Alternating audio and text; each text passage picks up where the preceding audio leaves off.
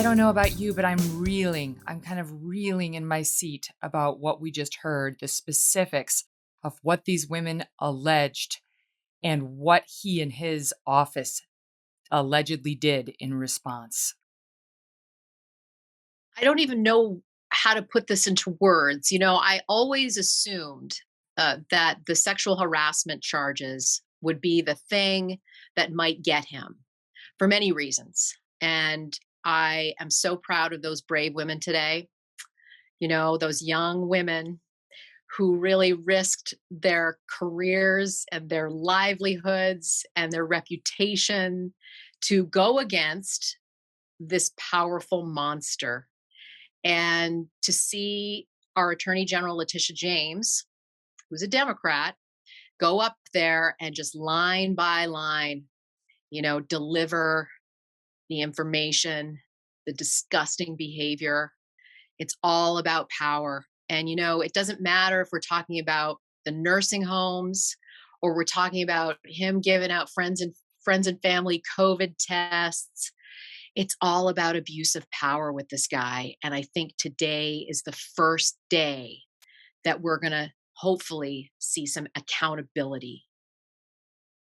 It's already starting to happen. The New York State Senate Majority Leader, a Democrat, has already said he can no longer serve.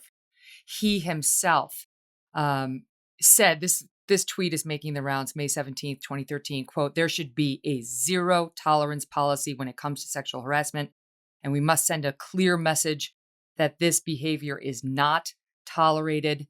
Um, there's no room for any of this in any workplace, and certainly not in the state house of the great state of New York."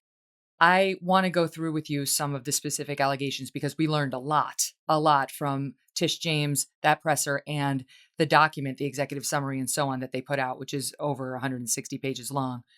Um, just so people don't have to take your word for it or my word for it. Let's see exactly what the women went in and told Letitia James. And by the way, her independent investigators, a lot of these, they take pains in the report to point out, are corroborated by independent texts, friends who came forward, aides who admitted they saw it, state troopers who witnessed some of the behaviors.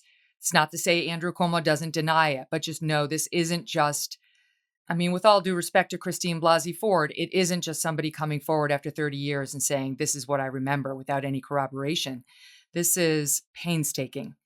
Executive assistant number one had close, this is her allegation according to the executive summary, had close and intimate hugs with him, kisses on the cheeks, forehead, at least one kiss on the lips, touching and grabbing of her butt during hugs, and on one occasion while taking selfies with him, comments about her personal life and relationships, calling her and another girl mingle mamas, inquiring multiple times about whether she had cheated or would cheat on her husband, asking for her help finding him a girlfriend.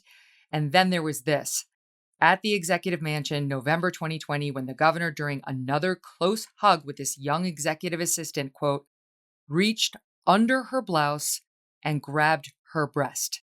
That's sexual assault. It doesn't even have to be that egregious. An unwanted physical touch is a sexual assault under the law.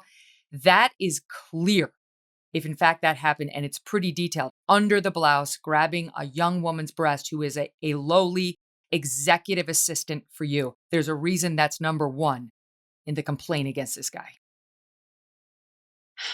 It's hard for me to listen to because I had that happen as well in an office in New York Mhm. with a superior. He did the same thing to me, grabbed my breast from behind. So, um, Mm. so I feel for these women. I really do. JD, I it know what is it's kind of like. triggering. It is kind I hate that word, but god damn it, it is. You say that, and it brings me right back to that office. And I know it's not about me; it's about these strong women. But you have to understand that this kind of behavior, we can't put up with this or tolerate it anymore. These brave women. I remember that what I was wearing that day when my boss did that. Um, so to hear that, and to be in an office with an attorney, and to they're strangers, right? And you're telling them your deepest darkest secrets that you don't even tell your boyfriend or your husband. Oh my gosh, he I mean, I just having gone through this, you've gone through this, you just want him to go away in shame.